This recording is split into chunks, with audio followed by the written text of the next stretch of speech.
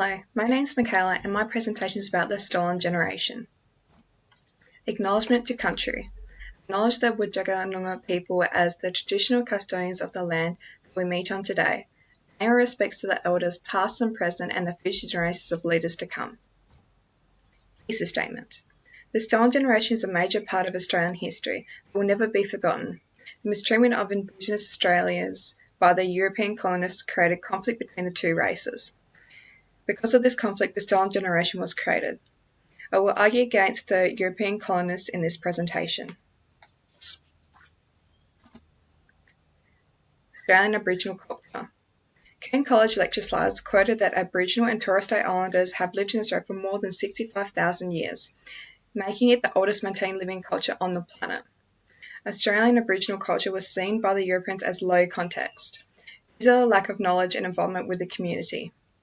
Elders were and still are highly respected in the Aboriginal community today due to their knowledge and leadership. Walter quoted in his book Orality and Literacy, The Technologized of the World, Metham and Co., on page 41 that the set of thinking was recognised as traditional or conservative. The ways of living were to be one with nature, therefore only using what the land provides them in order to survive. Stolen generation, English view. British colonisation started the revolution to the stolen generation. At first, English settlers referred to Australia as no man's land until 1788. Upon arriving in Tasmania, they discovered Australian Indigenous people known as Aboriginals. Indigenous people showed the English how to survive off the land, and the English associated them with flora and fauna being a part of the land.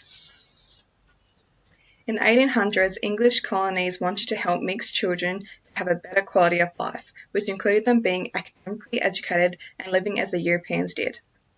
The intentions were to improve the children's lives so they could have a successful future. They only chose mixed children due to their pale appearance, so they would have a better chance of fitting into European culture. Discrimination amongst children. Mixed Indigenous children in Australia were originally half Indigenous and half English-Irish descent. Originally, mixed children were referred to as half-caste by the Europeans. The word caste means pure.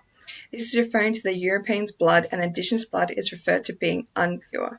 Society was under an illusion and was made to believe that Indigenous people were unclean mentally and physically.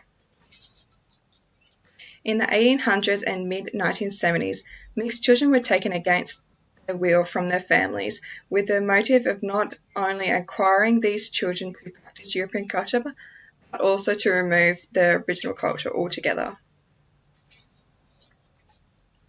The photograph on this slide, as you can see, shows three generations. The grandmother is referred to as a half-blood, Irish Australian father and a full-blood Aboriginal mother. Her daughter is referred to as a quadroon daughter. Her father is Australian, born of Scottish parents, and the grandson is referred to as an octoroon grandson, father Australian of Irish descent. This photograph shows the idea of skin pigmentation lightening every generation.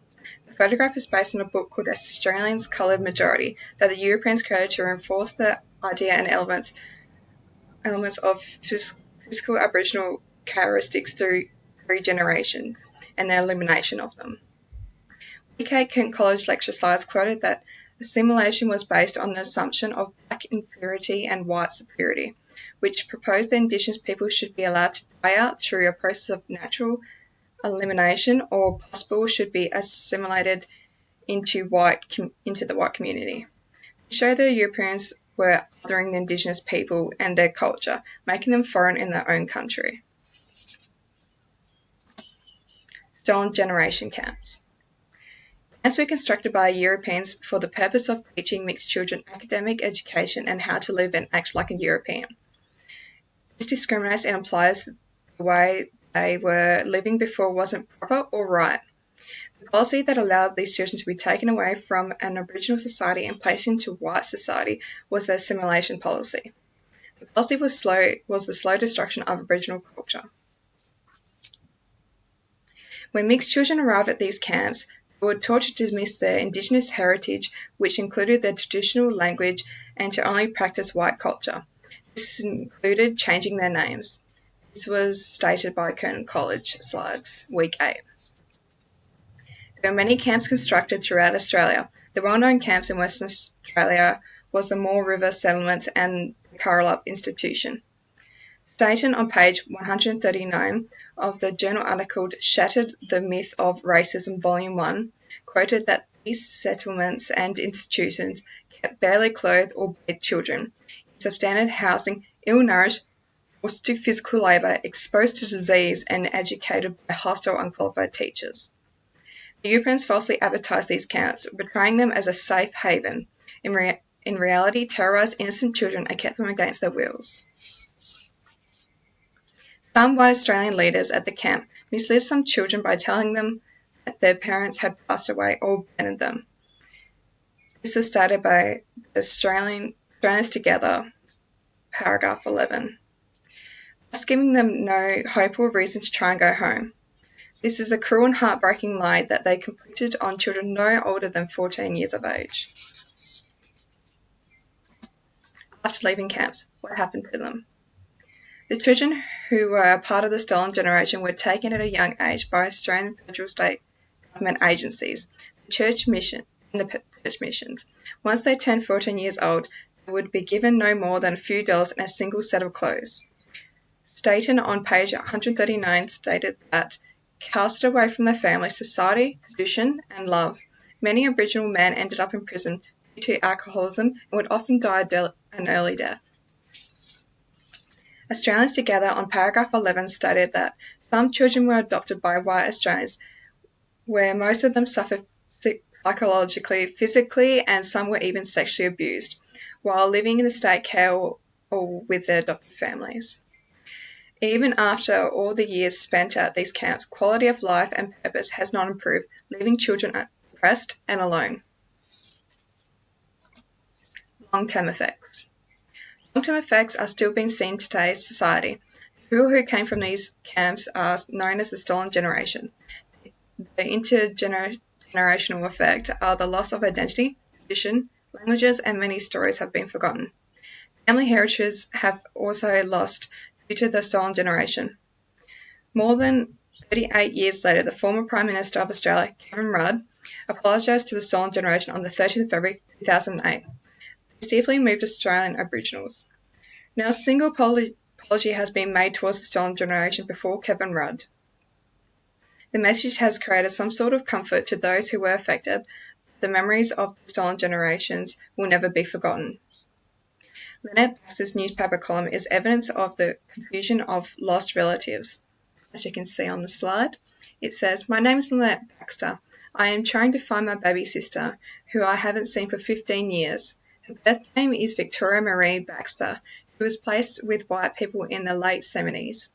Her carers were Mr. and Mrs. Webb, who were transferred to Sydney from Quillan, New South Wales, to do their teachers' careers. Since the move, the Webbs have 3 children of their own.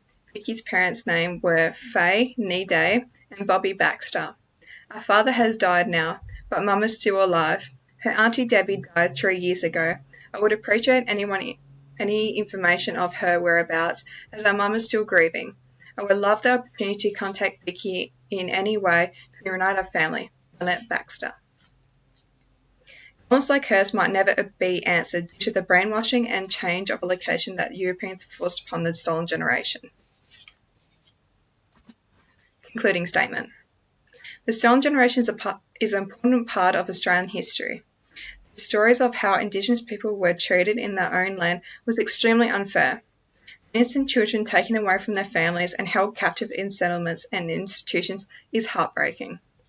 Due to the stolen generation, cultural, social, historical moments have all been forgotten. My references. Thank you for listening to my presentation.